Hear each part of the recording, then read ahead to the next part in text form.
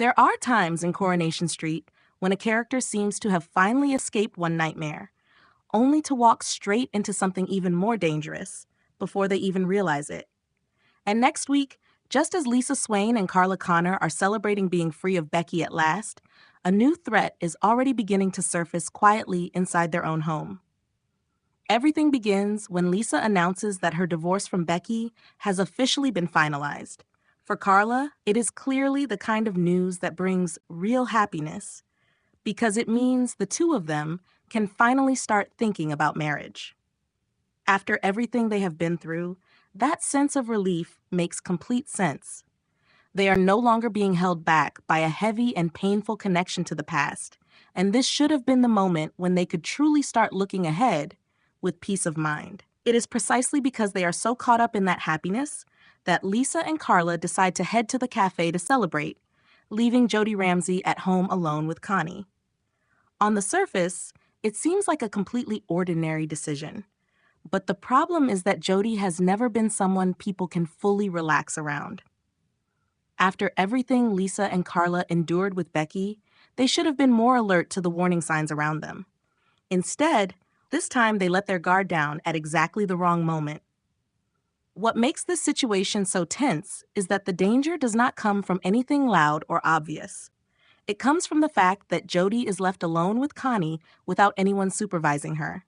That is the truly frightening detail. When someone who already seems untrustworthy is suddenly given the chance to act in private, things can go wrong very quickly. Lisa and Carla are enjoying one of the rare happy moments in their lives, but that very happiness may have led them into making a serious mistake.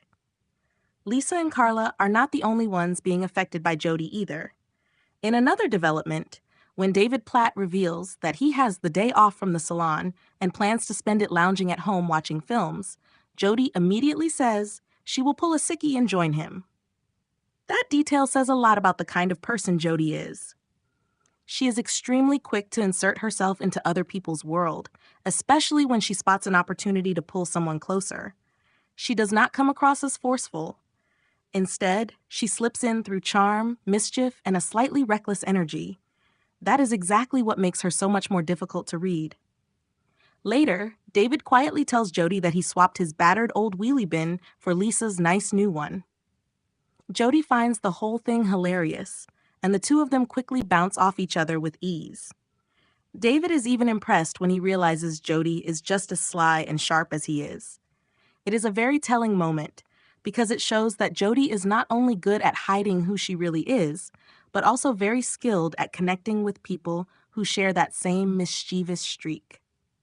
When two people like that start enjoying each other's company, the line between harmless fun and real trouble can become dangerously thin.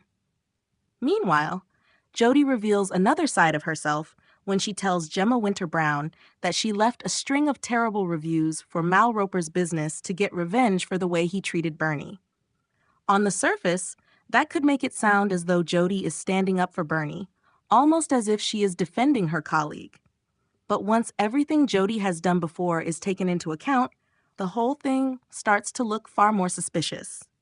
Not that long ago, Jodie was the one who broke into Bernie's house and vandalized her family photographs.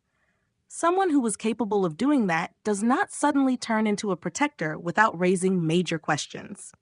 The issue here is not whether Jodie is simply good or bad in an easy, predictable way. It is that she seems to enjoy manipulating emotions and situations in a deeply twisted manner. She can make people believe she is helping them, while her real motives may be something entirely different. That is what makes her dangerous, because it becomes far too easy for the people around her to be fooled by something that looks reasonable on the surface. When Roy Cropper later announces that Mal is moving away, Gemma tells Bernie that it must be because of the bad reviews Jodie left. At that point, the real question is not just whether Bernie will thank Jodie for stepping in. It is what Jodie is actually aiming for.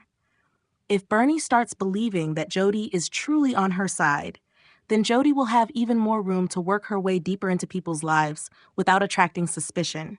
And that may be exactly what she wants. The more this story unfolds, the clearer it becomes that Jodie is not the kind of character who acts randomly or without purpose. She gives the impression of someone who always has a private agenda, even if nobody can yet see the full picture. For Lisa and Carla, the immediate threat is right in front of them because Connie may already be in an unsafe situation. For Bernie, the danger lies in how easy it is to mistake sabotage for loyalty. And for David, the fact that he seems entertained by Jodie's cunning side could easily draw him into even messier games later on. Next week may well be the moment when Lisa and Carla's happiness is quickly overshadowed by fresh fear, while Jodie becomes more and more obviously unlike the harmless image she presents. She is not just there to stir up temporary chaos.